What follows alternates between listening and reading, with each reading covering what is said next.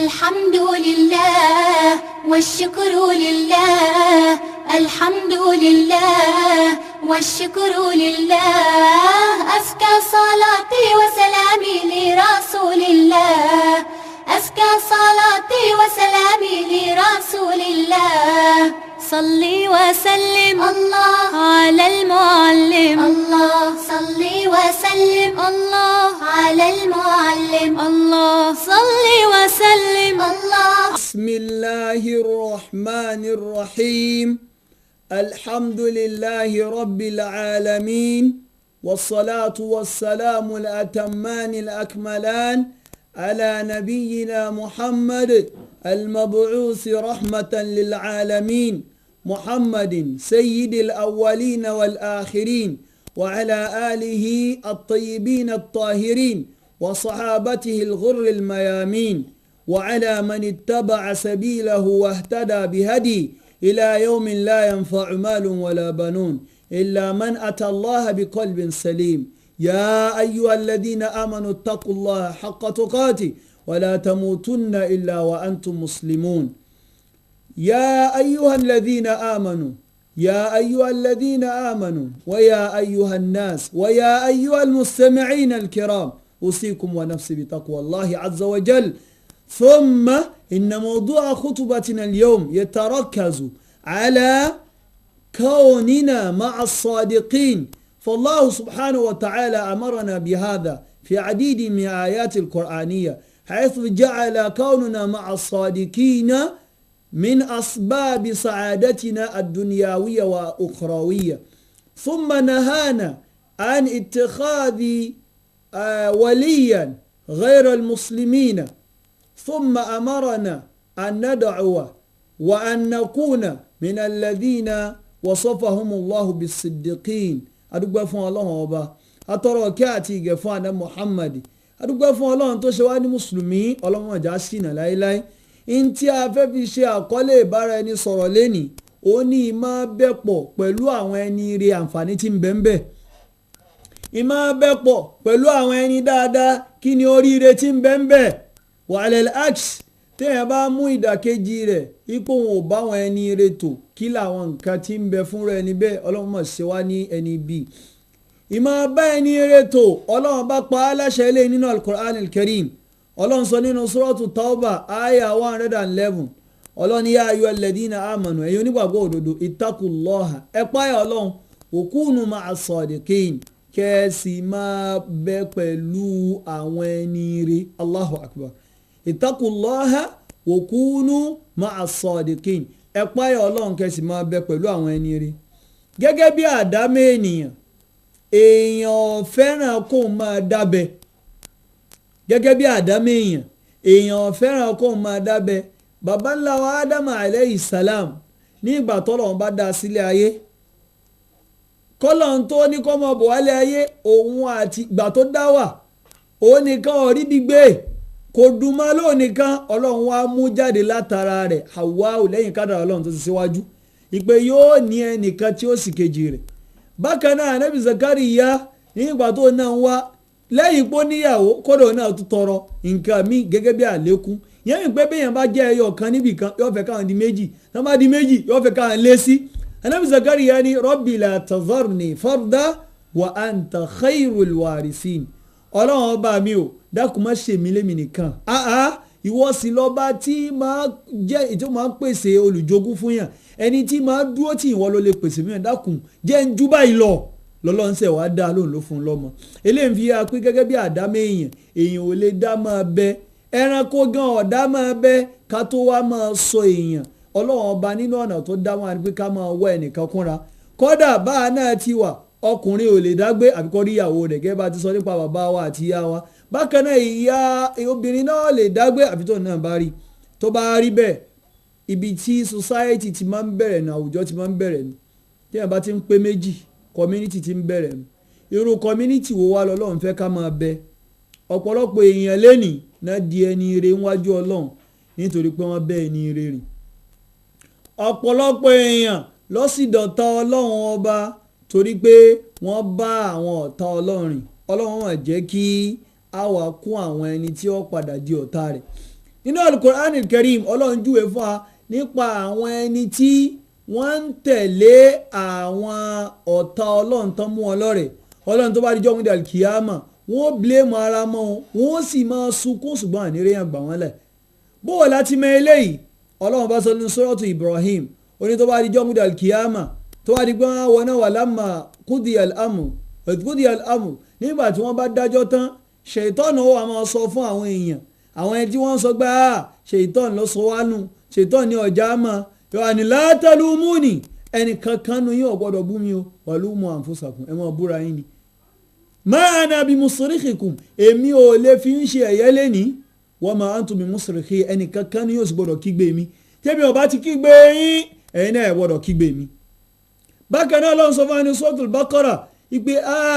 ẹ má já wọn tí wọ́n ń gbé yín tí wọ́n ń tàn yín ẹ má já wọn sọ yín nù ẹ má já wọn kó bá yín nípa àwọn ọlọ́run ọba sọ pé ijtabarra alladhina tubi'u min alladhina taba'u wa ra'aw al'adhab wa taqatta'at bihim al-asbab tó bá dijọ́ gbọdọ̀ kíyàmà àwọn ẹni tó ṣe pé àwọn èèyàn gbàgbọ́ àwọn èèyàn fẹ́ràn àwọn èèyàn mú gẹ́gẹ́ bí ọlọ́run ọba wọ́n wà máa sọ pé irọ́ o àìsàrà yín má lẹ́ni wọ́n àmọ̀ yín rí o ẹ má kígbe wa àwọn ẹni ó wá kígbe ọlọ́run àwọn ẹni tó sọ wọ́n nù ní fìyà jẹ wọ́n wá ní kíni nígbà tá à ń pè wọ́n ṣe bá pẹ́ lómi náà kí ló tó wọ́n dá wa lóhùn nígbà tẹ́nìkan ò ti lè dá wa lóhùn ìwọ náà lọ́pọ̀tunítì láti má dá wa lóhùn àfikọ́ ọlọ́run kó ṣàánú wa àwọn ẹni táwa ń rò pé wọ́n gbà wá láńjọ́ òdà kí á mọ̀nù nítorí ẹ̀ la ṣe gbọ́dọ̀ wọ ẹni ire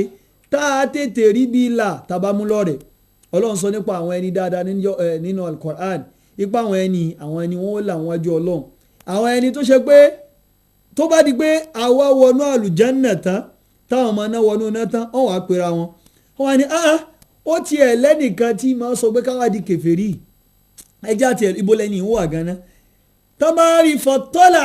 fara'ahu fi sawa'il jahim yóò bá rí pọ́lọ́ wọn bó bá fi píkṣọ ẹni náà hàn wọ́n bá máa rí àwọn olórí yẹn àwọn ẹni ọ̀tá ọlọ́run bá máa rí wọn nínú náà ìwọ rèé ìwọ tó fẹ́ sọ wánú rèé ó ní wàláhùlà ni'matu rabbi lankuntu minal muhdarin tí bá yẹ kọ́ lọ́wọ́n bá lọ́sàánù mi bí mi náà bá ti wọnú náà rè Allahu akbar ìyẹn mi pẹ́ ni tá a bá tẹ̀lé tó bá jẹ́ yẹn dáadáa yóò fa dáadáa wá fún wa ni tó yẹ pé ẹni ibú la bá tẹ̀lé òun náà fa burú wá fún wa ni òun ló fàtà ní Muhammad sallallahu alayhi wa sallam ló ṣe sọ nínú àdìsí rẹ̀ kan ó ní masalul jalis as-su' masalul jalis al-khair aw al-hasan ẹni tó jẹ́ alámúlétí alábàájókòó dáadáa àpèjúwe rẹ̀ níwájú ọlọ́run ọba kamasalil hamil yani kamasal hamil al-atra aw al-itra aw kamasal hamil al-misk ó dà gẹ́gẹ́ bí ẹni tó gbé al-misiki yẹni perfume tó lóòrùn dáadáa alábi irú ẹni bẹ́ẹ̀ tí nǹkan mẹ́ta ló lè ṣẹlẹ̀ tí ò bá fún ọ ó lè fún ọ pé mo fún ọ tí ò bá fún ọ ó lè fi yí ọ lára òórùn rẹ̀ ó máa rùn lára àwọn náà táwọn èèyàn gbà ibo ló ti rí perfume mo rí ọ̀rẹ́ wa lọ fún mi tí ò bá ṣe méjèèjì ó lè tà á fún ọ yẹn pé nǹkan mẹ́ta ló lè ṣẹlẹ̀ ó lè fún ọ ó lè fi yí ọ lára ẹlẹ́ẹ̀kẹta ń bẹ̀ ò ní pé ó lè tí ò bá tà tí ò fún ọ yóò sì fi yí ọ lára ṣùgbọ́n àpèjúwe olùbájókòó alámúlétí aburú ànábì ló dà gẹ́gẹ́ bí nafikhul fi ó dà gẹ́gẹ́ bí alágbẹ̀dẹ ànábì ní nǹkan mẹ́ta ló náà lè ṣe nínú kó ṣe kí ni o kó fẹ́ rújú ọ láṣọ tí ó bá fẹ́ rújú ọ láṣọ yóò sì ké ara rẹ̀ ó sì máa rùn fèéfí tí ó bá tára rẹ̀ ò bá rùn fèéfí ìkẹta tó lè ṣẹlẹ̀ ni pé yóò èédú òyì ọ ní gbogbo ara ìntẹ́lẹ̀ ń tọ́ka sí ni pé ẹni tó bá jókòó ta láburú aburú náà ó yí òun náà ni yorùbá bọ̀ wọ́n ní bí àgùntàn bá já rìn yóò jẹ̀gbẹ́ kí ló fà á ìgbẹ́ kọ́ ni iṣẹ́ tiẹ̀ tẹ́lẹ̀ ìgbẹ́ kọ́ ló ń jẹ tiẹ̀ tẹ́lẹ̀ ṣùgbọ́n gbà tóun ti lọ bá ń tí ọ̀daràn tí máa jẹ̀gbẹ́ ó dènà kó náà jẹ̀gbẹ́ ìwà máa bá ẹni rẹ́rìn oríire wo ló fẹ́ fà fún wa nínú hadith alẹ́ Muhammad sallallahu alayhi wa alihi wa sallam ó sọ pé àwọn èèyàn kan wà ní kójọ o sílé ọlọ́run ọba ká máa ka tírà ọlọ́run ká sì máa kọ́ra wọn àyàfi kó ṣe pé àwọn màláíkà rọ̀ kiri ká wọn ìkẹ́ ọlọ́run wọ́n tún rọ̀ kiri ká wọn ọlọ́run tún wá dárúkọ gbogbo wọn lẹ́yọ kọ̀ọ̀kan níwájú rẹ̀ Allahu Akbar níwájú àwọn tán wà lọ́dọ̀ rẹ̀ ilé ń tọ́ka sí pé ẹni tó bá ilé máa bẹ́ pọ̀ pẹ̀lú àwọn ẹni rẹ̀ òun náà ti kọ́kọ́ di ẹni ọlọ́run ọba kalẹ̀ nìyẹn torí pé kó bá wọn jókòó lẹ̀ lásán ẹ̀wọ̀ náà ní ìsìn gẹ́gẹ́ bí ìrun táǹkì bí ẹ bá lọ dárun rẹ̀ kí àtẹni tó kírun jàmá wọn àṣẹ fi wéra wọn ẹni tó kí ń jàmá ládàá tiẹ̀ ó ju tẹni tí ó dárun rẹ̀ kí lọ. bákan náà kí wọ́n láǹfààní kí láburú tó wà níbi ìmọ̀ jókòó ti àwọn ẹni ibú láyé Umar radiyallahu anhu ọjọ́ yìí wá pé ọkùnrin kan wò wọn kì í mutí ọkàn jókòó ti àwọn ẹni tí wọ́n mutí ni Umar wá rí wọn nígbà tí Umar rí wọn ó wá kó wọn ibi tí wọ́n ti wá fẹ́ máa bá wọn wí yìí wọn kí èmi ò mutí o èmi ò mutí ọmọ ni ẹ pè é tó lóun mutí wọn wá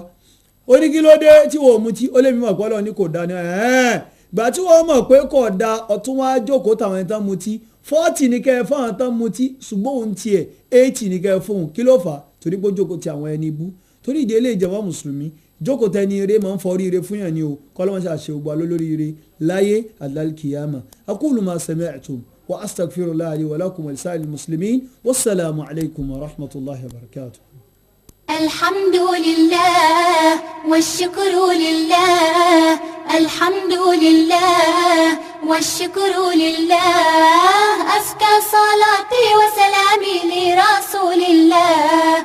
أزكى صلاتي وسلامي لرسول الله صلي وسلم الله على المعلم الله صلي وسلم الله على المعلم الله صلي وسلم الله على المعلم الله صلي وسلم الله